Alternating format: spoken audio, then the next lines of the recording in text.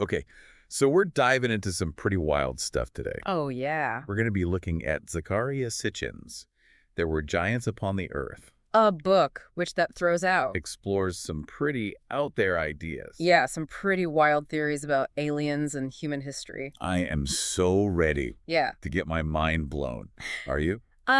Mind-bending is a good way to put it. I think we're Right. not here to judge Yeah. whether Sitchin was right or wrong, but to unpack his ideas and see where they lead us. Right. What if all those stories about gods and giants and demigods aren't just myths? Exactly. Yeah. So Sitchin uses Alexander the Great Yeah. and his quest for immortality as like a jumping off point for all this. Right. Why Alexander? Well, Alexander's lineage was always a bit murky. Right. Even back then, there were rumors that his real father wasn't the king, but some mysterious visitor from Egypt. Okay. And some people even believed that this visitor was the Egyptian god Amun in disguise. Whoa, wait, so Alexander might have believed he was like a demigod? It's possible. Half god, half human. Yeah, and it would explain his pilgrimage to the Siwa Oasis, Okay. home to the Oracle of Amun. Right. Alexander was supposedly trying to get confirmation that he was the son of a god. Oh, wow.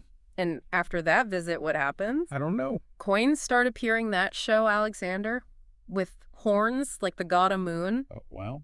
Was he trying to solidify his power by claiming he had a divine right to rule? Oh, that's really interesting. Yeah. So maybe he wasn't just obsessed with living forever, but proving he was godlike. Could be.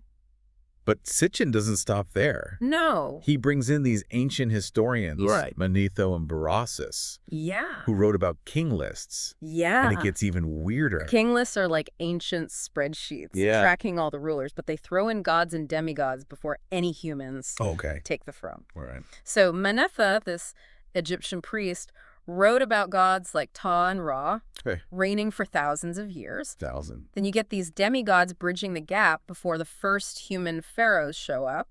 Okay, but thousands of years. I know. Like, did they have really good healthcare back then, or what? Well, that's where things get fuzzy. Right. Traditional timelines don't really support these super long reigns. Right. Some people say it's all myth, Okay. but Sitchin sees this as a hint that beings with lifespans way beyond ours Okay. might have been around. It makes you wonder if they measured time differently or Right. if something got lost in translation over the millennia. Yeah.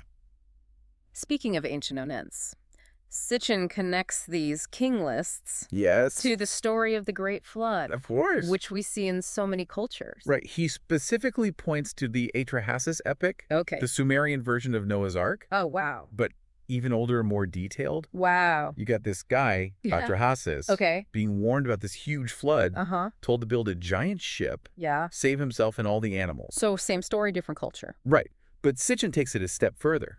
Does he ever? He throws out this idea that the flood wasn't divine punishment, Okay. but this massive tidal wave caused by the Antarctic ice sheet slipping. Really? Like 13,000 years ago. Wow. He's connecting ancient myth with potential geological events. That's pretty bold. It forces us to think about whether these myths could be rooted in real things, just distorted by time and retelling. Right. Okay, so we've got God's floods, maybe a touch of climate change. Yeah. Where does Sumer fit into all this? I know Sitchin calls it like where civilization began. And the archaeological evidence from Sumer is mind-blowing. Right. Cities like Lagash and Nippur, they're older than the flood, and they show us incredibly sophisticated urban planning writing systems. Right. A complex understanding of the cosmos. They even had this city map of Nippur that's thousands of years old, and it's shockingly accurate. I know. It's crazy. Did they have Google Maps back then? Well, Nippur was this major religious center, home to this massive ziggurat called Ikur, dedicated to Enlil, their chief god. Okay. These ziggurats were like skyscrapers to the heavens, Wow. showing how central religion was to their lives. Yeah. And this is where we get into this idea of kingship descending from heaven. So the Sumerians believed that their first kings were appointed by the gods. Exactly. Okay. And their king list, which is like a who's who of Sumerian rulers, actually supports this. Okay. It lists all these figures with crazy long lifespans, ruling before and after the flood, almost like they believed that gods or demigods walked among them. It's interesting how it kind of echoes those biblical genealogies in Genesis. I know, right? Where you have these pre-flood patriarchs like Adam and Methuselah living for hundreds of years. Yeah. Are these just stories, or are they clues to a different reality? That is the question. Right. And this is where Sitchin's interpretation of the Sumerian creation epic, the Enuma Elish, really takes us down the rabbit hole. All right, I'm ready to go down the rabbit hole. Hit me with it. What did Sitchin see in this epic? Well, he claims that it's not just a creation myth, but a description of how our solar system formed, but with a twist. Okay, I like twist. He believes that it points to the existence of another planet, a 12th planet that he calls Nibiru. Hold on, a 12th planet? Yeah. I thought Pluto was out of the running. Well, what's the deal with this Nibiru? According to Sitchin, Nibiru has this crazy long elliptical orbit that brings it through our solar system every 3,600 years. Okay.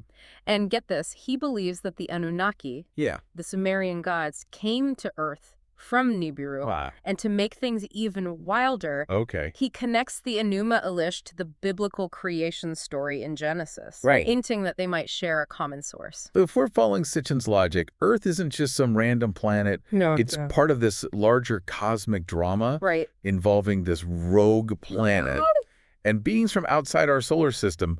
My head is spinning. Buckle up. Because we're just getting started. Wait till you hear why these Anunnaki were so interested in Earth in the first place. Oh, I can't wait. Yeah. All right, so we're back. Back. And ready to dive deeper into Zecharia Sitchin's theories. Right. Last we left off, we were talking about this mysterious planet, Nibiru, and its inhabitants, the Anunnaki. Right. They found like something straight out of a sci-fi movie. Well, according to Sitchin, they came to Earth for a very specific reason, gold. Gold? He claims that their planet's atmosphere was in trouble, and they thought gold could help fix it. So they weren't just here on vacation. No. They were here to mine gold. Exactly. But why Earth? I mean, there's got to be other planets out there with gold. Sitchin suggests that Earth's gold was just really easy to get to and abundant, so perfect spot for mining operations. Okay. But the real kicker is how he connects this whole need for gold to the creation of humans. Hold on. You're telling me humans were created to be gold miners for aliens? It does sound wild, right? That's even crazier than a 12th planet showing up every 3,600 years. But Sitchin argues that the Anunnaki needed workers to do the heavy lifting. Literally. So they genetically engineered humans, the Adama, to help them get all that precious gold. So he's saying Adam and Eve weren't the first humans. Wow. They were the first genetically modified humans. Possibly. I need a minute to process this. It is a lot to take in. This is a lot. And it gets even more interesting. When you consider that scientific discovery back in 2001. Oh, yeah. Remember the 223 genes? Yeah. That seemed to appear out of nowhere? The alien genes. Some people call them that. Yeah. What was the scientific community's reaction to that? Mixed. Mixed. It caused a lot of debate. Okay. A lot of researchers were skeptical. Okay. Some suggested those genes came from bacteria or viruses. Okay. Others thought they might be from way back in our evolutionary past. Okay. Just overlooked before. So a lot of uncertainty, as you'd expect, with a discovery that big. Definitely. Did any scientists actually consider the whole extraterrestrial thing? Most mainstream scientists dismissed it. Okay. But it definitely fueled the fire for people who were already into Sitchin's theories. Right. It became like Exhibit A for them. Proof. Yeah, proof that something extraordinary happened in our past. Okay, so the mystery of the 223 genes is still unsolved. Still a mystery. But let's switch gears for a second and talk about some of the other beings that Sitchin mentions. Okay. Like the Igigi. Ah, the Igigi. Who were they? Think of them as the Anunnaki's workforce. Okay. The ones actually doing the work. Right. A group of lesser deities. Okay. Tasked with all sorts of things. Including gold mining? So like the middle management of the Anunnaki Corporation. Exactly. Dealing with all the unhappy employees. And just like any workforce, they weren't always happy. Right. Sitchin even describes a time when the Igigi rebelled against the Anunnaki. Really? Demanded better working conditions. Like a cosmic labor strike? Yeah. It's amazing how Sitchin portrays these godlike beings as having such human problems. Right. Power struggles, rebellions. Office gossip. Maybe even office gossip. Makes them seem more relatable somehow. It does add another layer to the story. Yeah. It also makes you wonder about the Anunnaki themselves. Right. Were they good guys who helped us out, or were they... something else. Something more complicated. Right. So we got the Anunnaki calling the shots. Yeah. The Igigi doing the grunt work. Right. And humans caught in the middle. Right. What else happened during their time on Earth? Well, Sitchin mentioned something called the Celestial Battle. Yes. What was that all about? Now, this is where his interpretation of the Enuma Elish gets really wild. Okay. He describes the celestial battle as this huge cosmic clash. Like planets going to war with each other.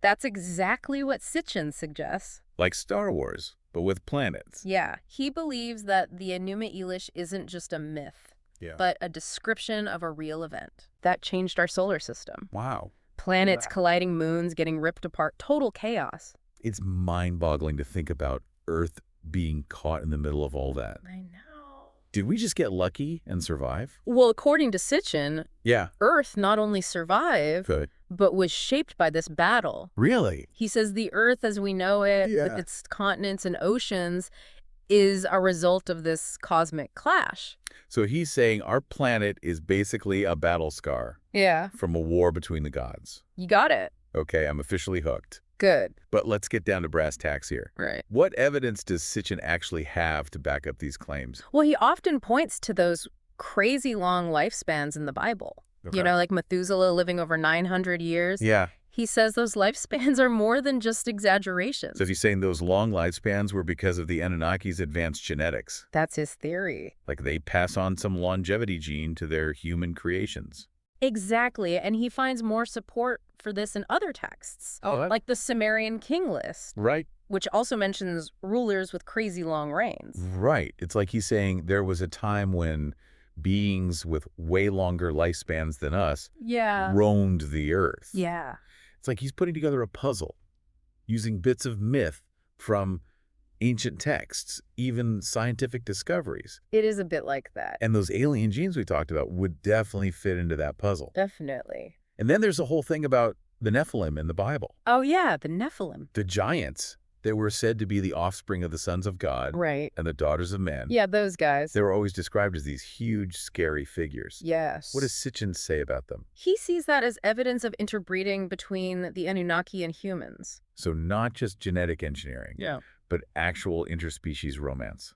He thinks so. Wow, that's a whole other level of ancient aliens. It is. Makes you wonder if those stories about Zeus and his escapades with mortals have some truth to them. Right. It's fascinating how Sitchin takes these myths that most people dismiss as just stories and reimagines them as possible historical events just distorted over time, you know? Totally. He even suggests that Noah, the hero of the flood story, might have been a demigod himself. Yeah. He thinks Noah might have been chosen to survive because of his special lineage. Interesting. It's like he's weaving together ancient mythology and modern speculation. It is. Creating this grand narrative. A grand narrative. That's both compelling and, let's be honest, a little out there. A little bit. Okay, let's bring it back down to earth for a minute. Okay. Besides these ancient texts, what other evidence does Sitchin use? Well, he often points to the advanced knowledge of ancient civilizations. Like, how did they know so much? Right. He points to things like Stonehenge. Okay. And the pyramids of Egypt. He's suggesting they got help from a more advanced source. Exactly. Like the Anunnaki. Like they had a cosmic cheat sheet. And then there's that 3,600-year cycle. Right. The orbit of Nibiru. Yes. He sees that number popping up in myths and calendars all over the world. He does. So she's saying that 3,600-year cycle is like embedded in human consciousness. It's like a cosmic alarm clock. Right. Going off every few millennia. A reminder of our connection to the Anunnaki. Exactly. Sitchin believed that cycle wasn't just random, but a major influence on human history and even our spirituality. It's hard to argue with the fact that ancient civilizations were obsessed with tracking the stars. True. And seem to have knowledge we can't explain. That's what makes Sitchin's theories so interesting. Right. Even if you don't fully buy into them, he makes you question everything you thought you knew. And opens up all these new possibilities. Exactly. My mind is officially blown wide open. Good. I don't know what to believe anymore. It's a lot to take in. But I'm definitely intrigued. Good. What else does Sitchin have for us? Oh, we've got a lot more ground to cover. Okay. We'll be back in a flash to explore even more of Sitchin's mind-bending theories. Awesome. Can't wait. All right, so we're back. And my brain is still buzzing from all this talk of ancient astronauts and planetary battles and humans as genetically engineered gold miners. What else can you tell me about Sitchin's ideas? You know what's really fascinating is how he takes these ancient texts that most people just see as myths and tries to decode them like some kind of secret message from the past. He's not just retelling the stories, he's looking for like hidden meanings, scientific knowledge that might be encoded in the symbolism. So he's like a cosmic code breaker, searching for clues to our origins in these ancient narratives. Exactly. Like take those Sumerian texts that describe the formation of our solar system. Yeah. Sitchin argues that they're surprisingly accurate when you compare them to what modern astronomy tells us. Yeah. It's almost as if they had this glimpse of knowledge that we've only rediscovered in recent centuries. It makes you wonder, how did they know all that? Did they have telescopes or some other advanced technology that we just haven't uncovered yet? Or could it be, as Sitchin suggests, that they were taught by beings with a more sophisticated understanding of the cosmos? That's the question that drives a lot of Sitchin's work. He's constantly pointing to these instances of ancient knowledge that seem to defy conventional explanations.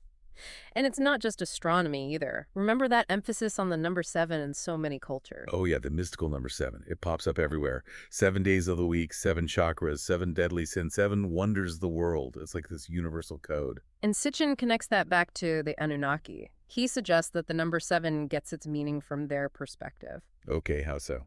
Well, he claims that Earth was the 7th planet from their home planet, Nibiru, if you count outward from the sun. So he's saying that Earth had this special significance to them, not just as a source of gold, but as a planet with this particular cosmic address. Exactly. And he even links the 7 days of our week to this idea, suggesting that our very concept of time might be influenced by the Anunnaki's cosmic perspective. It's a pretty bold claim, but it makes you think about those seemingly arbitrary divisions of time in a whole new way. It's mind-blowing to think that our culture, and even our calendars, might be shaped by the legacy of these ancient astronauts. But let's be real for a second. A lot of people find Sitchin's theories to be a little too out there. What do his critics have to say? Yeah, it's true. Sitchin's work is definitely controversial. He's been accused of cherry-picking evidence, misinterpreting ancient texts, and ignoring data that doesn't fit his narrative. And to be fair, some of his interpretations are based more on intuition and speculation than hard scientific proof. So he's walking a tightrope between fascinating speculation and potentially misleading interpretations. That's a good way to put it. He pushes the boundaries of conventional thinking, which can be exciting and frustrating at the same time. But even his critics admit that his work is incredibly thought-provoking. He makes us ask questions about our origins that we might not have thought about otherwise. He's like that cosmic gadfly, Yeah. Poking and prodding us to re-examine our assumptions about history and science and our place in the universe. And whether you agree with him or not, there's no denying that his work has had this huge impact on popular culture. Absolutely. I mean, the Sitchin's ideas have inspired so many books and documentaries and even movies. He really tapped into our fascination with ancient mysteries and the possibility of alien contact.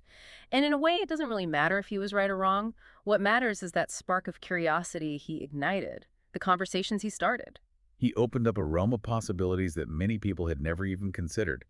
So after spending all this time with Sitchin's theories, what stands out to you the most? What resonated with you? For me, it's the way he blends all these different fields of knowledge: mythology, archaeology, astronomy, genetics. He makes these connections that make you go, wait a minute, what if he's onto something here?